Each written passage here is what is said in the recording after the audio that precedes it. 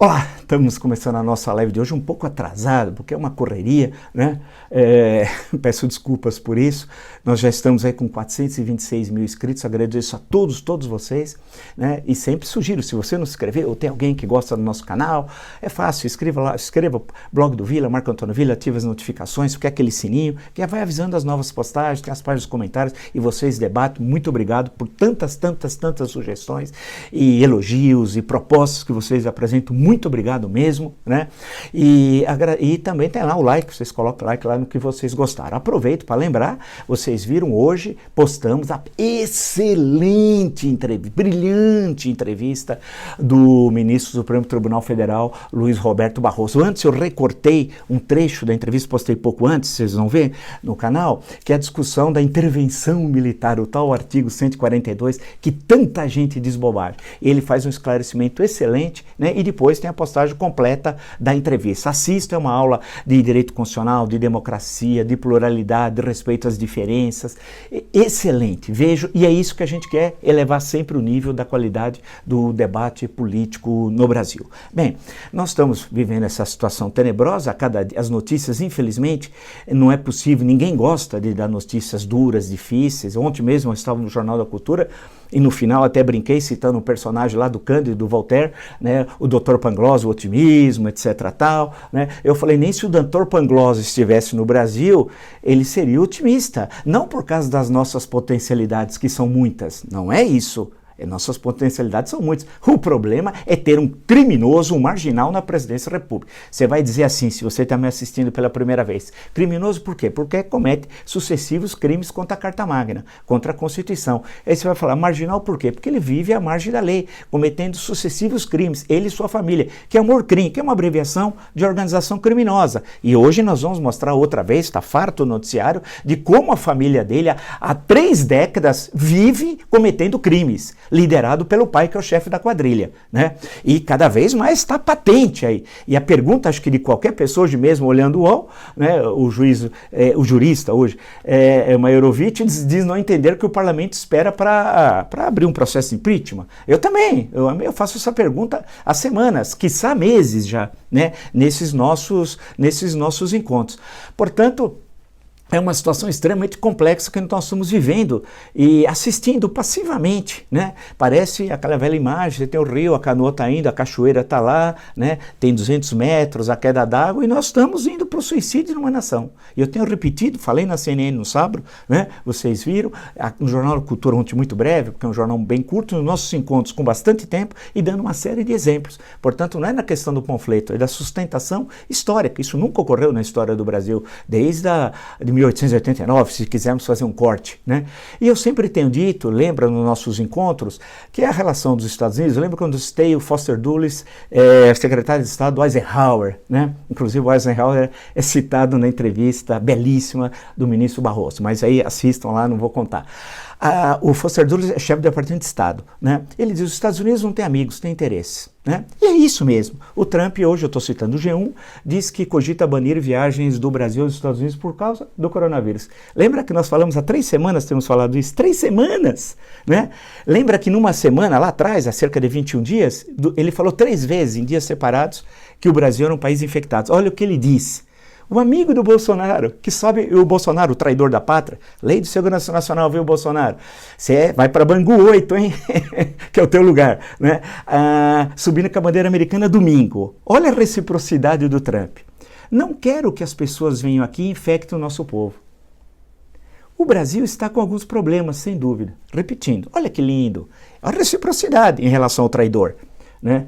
Não quero que as pessoas venham aqui e infectem o nosso povo. Ou seja, como eu sempre disse, quantas vezes que eles iam carimbar o Trump, Brasil um país infectados? Quantos? Para fazer com que nós, pessoas físicas, turismo normal, ou empresários, especialmente as nossas exportações, sejam carimbados como um país de infectados. E ele está fazendo isso. E isso daqui é proposital, porque ele precisa dos votos do meio oeste americano. Tem eleição. Eleição não é direta nos Estados Unidos. Vocês sabem, tem a questão dos estados, o colégio eleitoral. Muitas vezes quem teve mais votos não tem o maior número de delegados. Isso aconteceu nos últimos tempos, 2 vezes, inclusive, né?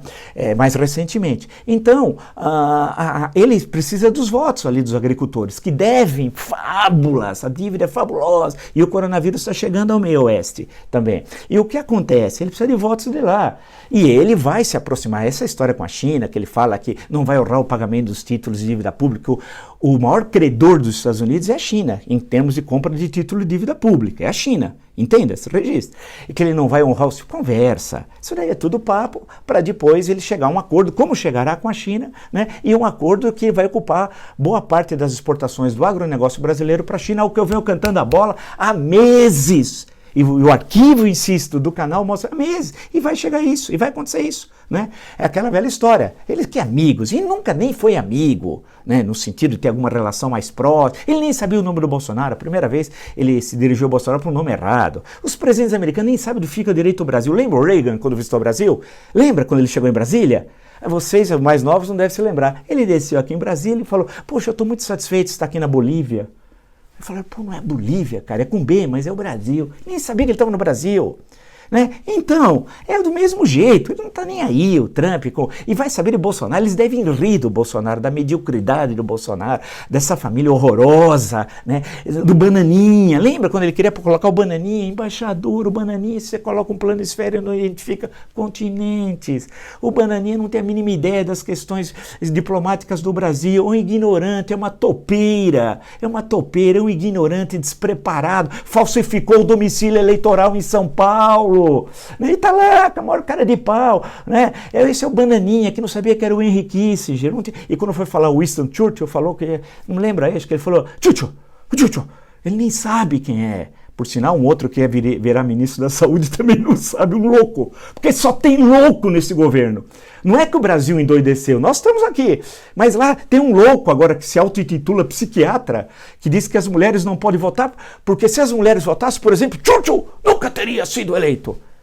O idiota, porque é um idiota, não sabe que o Churchill foi primeiro-ministro em 1940 a 45, 51 a 55. As mulheres votam desde os anos 20, lá na luta pelo sufrágio.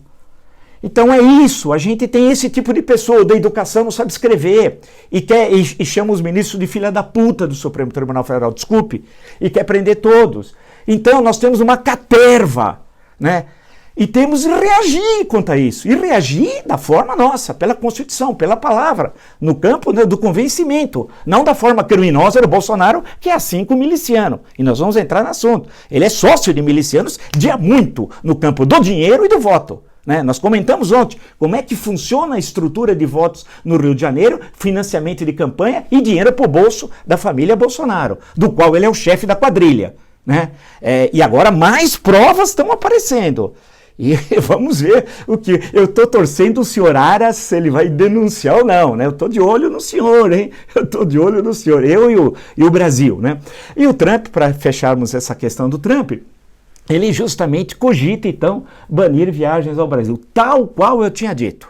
Vocês são testemunhas, não é que eu estou falando isso, engenheiro de obra pronta, como se diz. Eu tinha cantado essa bola dia muito e ela ocorreu. E para ficarmos, isso vai trazer seríssimos prejuízos no momento que o Brasil vai passar pela reconstrução, depois passar pelo furacão do Covid-19. Como é que nós vamos nos reorganizar economicamente? Essa é uma questão fundamental. Se o Bolsonaro não consegue sequer liderar o país, porque enquanto está acontecendo tudo isso, Trump fazendo isso, nós estamos sem ministro da Saúde. Estamos sem ministro da Saúde, é uma coisa inacreditável. Em plena pandemia, nós não temos ministro da Saúde. E ele não está nem aí. Sabe o que ele estava fazendo hoje? Debatendo a volta do futebol no Rio de Janeiro. Não é psicopata? É. Não tem sentimento nenhum. Ele não visitou um hospital, não foi conversar com profissionais da saúde, centros de pesquisa, não fez nada. Nada, é um psicopata, não aparece ele reunido, né, buscando soluções que o país precisa urgente, primeiro no campo sanitário, depois eu vou chegar na questão econômica. Nada, ele estava debatendo a volta do futebol. Nós merecemos isso? Claro que não. Claro que não. Agora é necessário ação política. Todo dia eu repito, assim como o hábito não faz o monge a crise, não faz o impeachment. É necessário ação política, é no parlamento. crime de responsabilidade, né? Ou, se tiver a denúncia do Aras, também passa pela Câmara, só que o processo e julgamento é, como eu já expliquei algumas vezes, no Supremo Tribunal Federal, no caso de infração penal comum. No caso de crime de responsabilidade, o processo e julgamento é no Senado, sob a presidência, o julgamento do ministro do Supremo Tribunal Federal, que não vota, etc, tal, nada disso, né? Ele só preside, é isso que dispõe a Carta Magna de 1988. Então a questão que se coloca é inacreditável. Então você tem o Trump fazendo isso, ele debatendo futebol, o Bolsonaro, debatendo futebol nessa crise. Não temos ministro da Saúde. Foi nomeado mais 10 militares para o Ministério da Saúde, sem ter ministro. Então o ministro que vai assumir vai ter um monte de assessores que ele não sabe sequer o nome. Sequer o nome. Foi nomeado mais 10 pelo general que está lá interinamente. Aquele general que disse ontem que há uma excelente coordenação entre o presidente, governador do estado e prefeitos. Mentiroso! Senhor, eu falei ontem no Jornal da Cultura, o senhor desonra a farda de Osório, dos pracinhas, o senhor mente, o senhor é mentiroso, o senhor é uma vergonha para o Exército, tá? E tem que ter coragem de dizer isso. Nomeou mais 10 agora para lá, 10. Para quê? O que vai fazer todos? Né? Mais 10. E não tem. Aí apareceu aquela médica que é de piada, né? Não vou nem falar o nome daquela senhora. Tem o Trevas, que sempre está rondando. O Trevas é aquele demônio que está sempre esperando que acontecesse alguma coisa, o Trevas. Né? Tem o psiquiatra maluco, né? Maluco, aquele lá nem é maluco. Aquele lá é um canalha, né? Canalha, no sentido lato da expressão, né? Basta pegar no dicionário, né? É isso, o que nós vamos fazer, caramba? É um circo dos horrores o Brasil, ou não é? Aí eu fico desesperado, vocês também, eu creio, porque tem coisas que acontecem, sinceramente, a princípio, eu sempre desconfio, eu falo, não, é exagero, não pode ser, não pode ser. Aí você vai ver, né? É um negócio assim, inacreditável. Aí nós seremos, pelo triste andar da carruagem, daqui a algumas semanas, o epicentro para o da crise global. Estaremos disputando pau a pau com os Estados Unidos. O epicentro da pandemia, dessa crise global sanitária, numa velocidade nunca vista na história, né? E com todas essas coisas, essas questões. Não vamos comparar a gripe espanhola, é uma outra história, outro momento, e não teve, o caminho foi outro. Nessa conjuntura de globalização, que é específica do processo histórico que estamos vivendo, vamos só pontuar, para evitar anacronismo, né? Tá claríssimo, então, a situação a economia está indo para uma recessão, hoje todos falando -7, -8, e ele reunidos com presidentes dos times do Rio de Janeiro. E o resto é -7, -8, é assim que a gente está vivendo. Eu observei que o presidente do Itaú, do Banco Itaú, muito preocupado com a falta de rumo, e que os investidores estrangeiros também estão preocupados. Você acha que alguém, em sã consciência, e eu tenho falado há semanas, portanto não é agora, você acha que alguém, se num fundo de pensão, o cara tem 3 bi, vem estrangeiro, está procurando um lugar para investir, vai colocar o dinheiro no Brasil com uma recessão de -7, -8 e tendo um louco na presidência?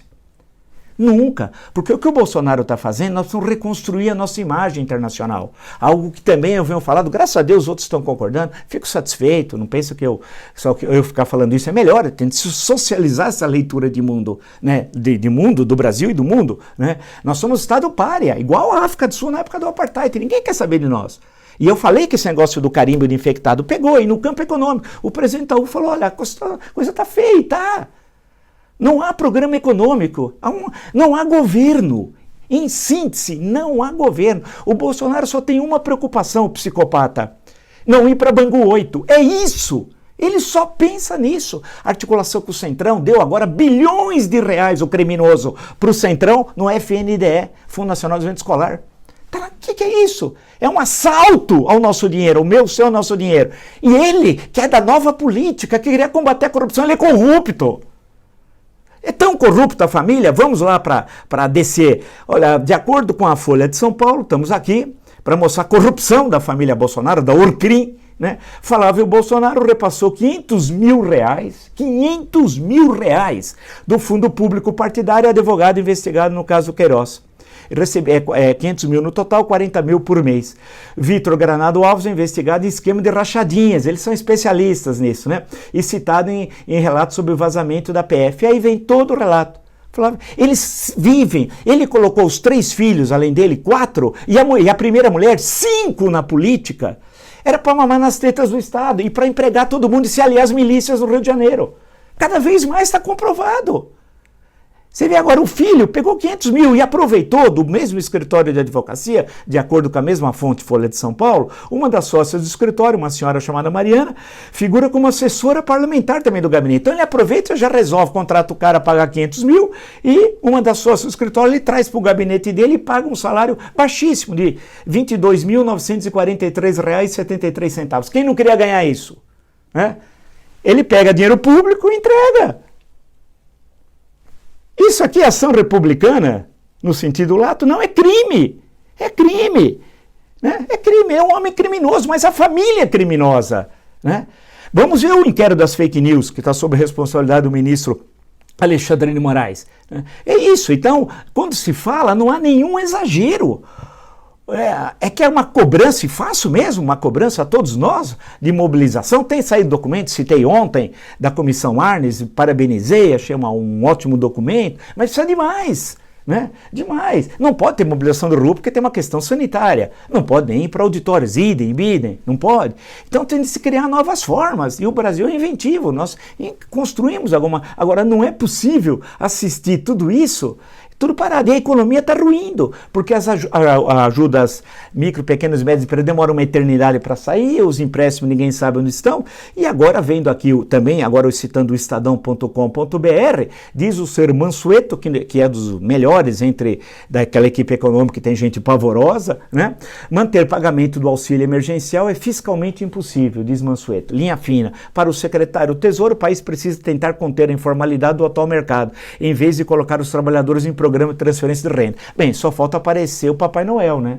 Eu queria como que o senhor Mansueto me explicasse, né, na maior crise econômica da história do Brasil republicano, como você vai combater a informalidade. Se o senhor deve ser vai ganhar o prêmio Nobel de Economia. Eu queria que o senhor me explicasse racionalmente como é que é possível nessa crise, né, se nós já tínhamos, eu estou usando o verbo no passado, 38 milhões na informalidade, vamos ter 45, 50. Como é que é possível combater a informalidade?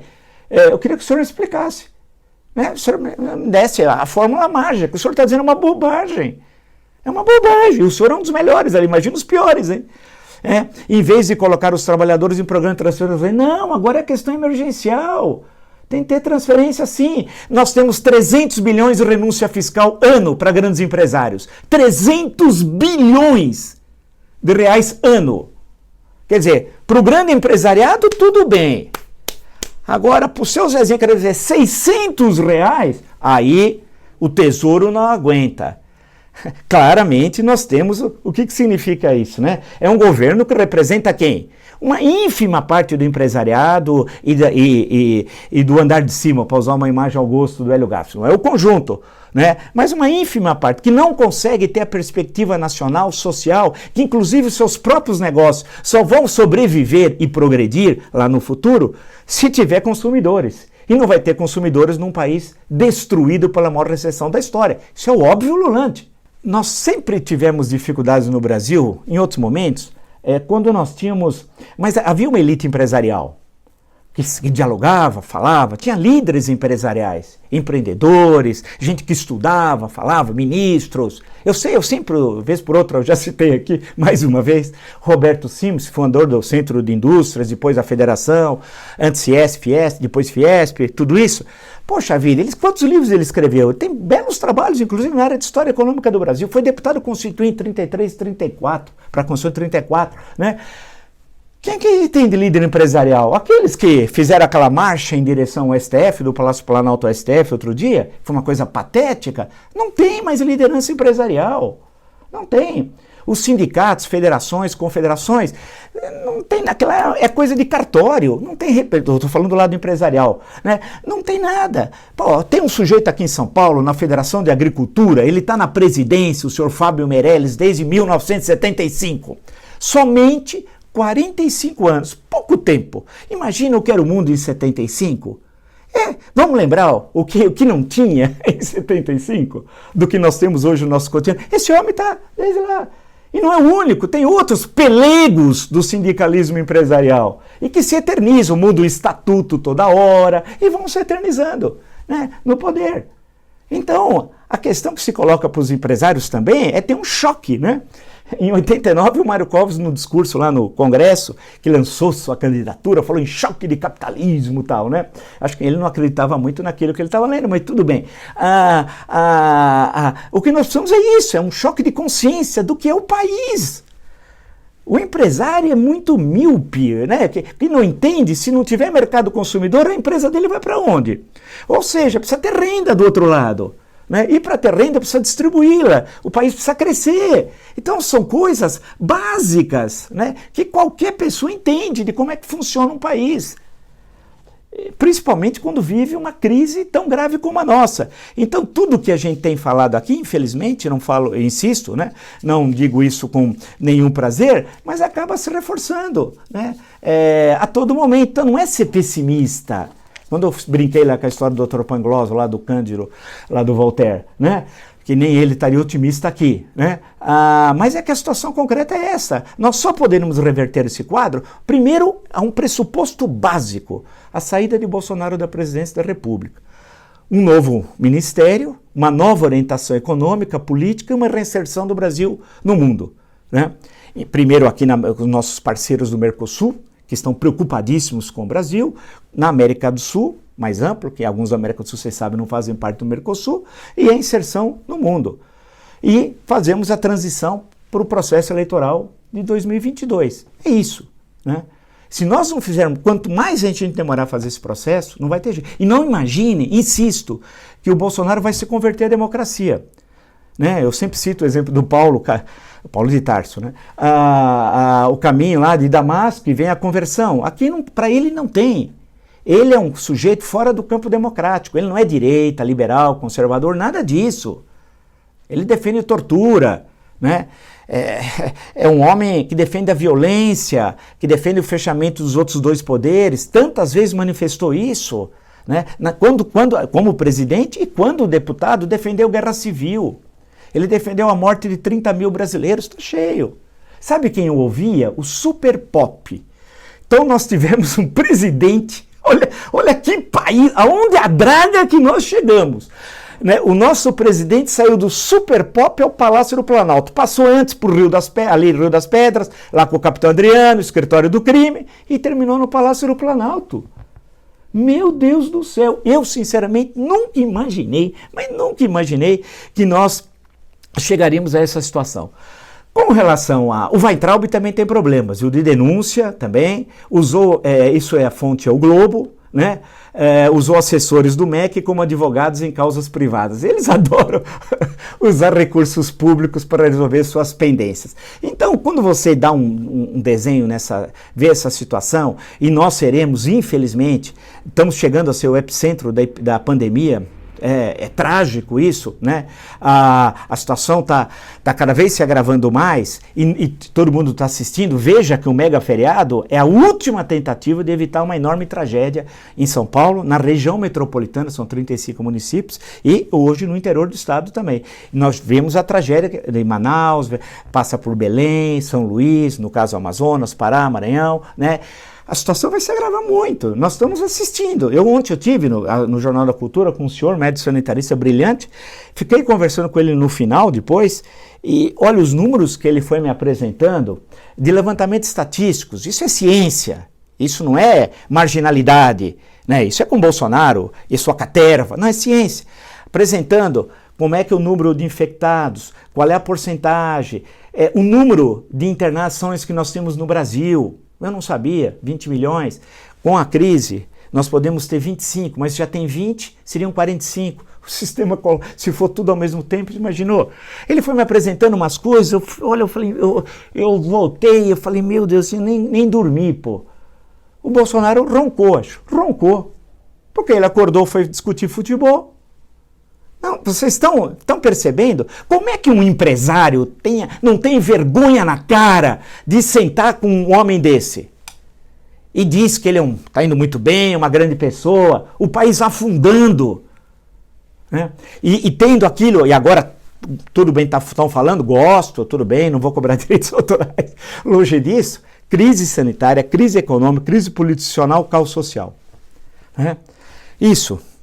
E é o que está ocorrendo, porque na medida que o Mansueto fala que os 600, manter o pagamento de auxílio emergencial de R$600 é impossível, o que ele está falando? É o caos. É o caos. As pessoas vão morrer. E tem a questão dos mais pobres, das comunidades mais pobres, que eles não têm comida, não têm, na maior parte das vezes, água, ao menos água permanente, e não tem meio de isolar seus familiares que eventualmente tenham contraído o Covid-19. O cenário todo é para uma grande tragédia e está subindo o número de mortes. E lembra que o Osmar Trevas dizia que o ápice foi dia 8 de abril? 8 de abril. Então, vocês estão percebendo nas mãos de quem nós estamos? E o pessoal brinca. O doido que falou do Churchill, que as mulheres não sei o quê, não sei o quê. O Trevas estava em Brasília hoje. É uma loucura. Lá no Palácio do Planalto tem um hospício, é como antigamente, eu sei que hoje não é nem de bom tom dizer isso, era o Pinel ou o Charcot. É inacreditável o que a gente está assistindo. E o país caminhando para a tragédia, para a tragédia. Eu volto sempre a dizer, o suicídio numa nação. Nós estamos assistindo. Então o relato de hoje é a permanência ou a gravação, ainda não sabemos, diz que até sexta, mas pode ser antes, a gravação da reunião dia 28 de abril. Vamos aguardar o que o ministro Celso de Mello vai decidir. Eu rezo para o Santo Inácio de Antioquia, que é um grande sujeito na passagem do século I para o século II, um dos mártires lá, tal, que estava morrendo em Roma. A Carta aos Romanos, um dos belos textos, acho que daquele período da literatura cristã. Espero que o Celso de Mello decida, né, para a transparência. Nós precisamos saber o conteúdo in totum daquela reunião. É questão para o país. O país precisa saber. Não, precisa mostrar, tem gente que não se convence, quem é o marginal, o criminoso, o traidor da pátria que ocupa o Palácio do Planalto e que quer levar à destruição do nosso país. E não levará porque nós, com as armas da lei, né, das ideias, da Constituição, que nós não somos assassinos como a turma dele. Ele é amigão do Adriano, o filho dele deu a medalha, Tiradentes, a mais alta comenda da Alerj, visitou o bandido na cadeia. Não, nós somos de outro Brasil, não desse, o Brasil dos criminosos, que é uma minoria, né? Que num processo eleitoral atípico, como 2018, acabou dando nesse horror que nós estamos vivendo. Eu quero amanhã, eu até anotei, discutir como chegamos a essa situação, como podemos sair e como evitar que isso se repita, porque chega, né? Deve ter sapo enterrado na Praça dos Três Poderes, porque haja problema nos últimos anos no Brasil. Precisamos discutir, encontrar uma saída que dê condições ao sistema político de reagir mais rápido frente a situações como essa. Se você gostou dessa live e tantas outras no meu canal, não se inscrever, é fácil. Blog do Vila, Marco Antônio Vila, ative as notificações. Coloque like lá no que vocês gostaram, use os páginas nos comentários, tá? E veja, assista a entrevista que nós postamos, a brilhante entrevista do ministro Luiz Roberto Barroso, discutindo questões no campo da Constituição, das liberdades, da democracia e do Estado Democrático de Direito. Amanhã nos encontramos. Até!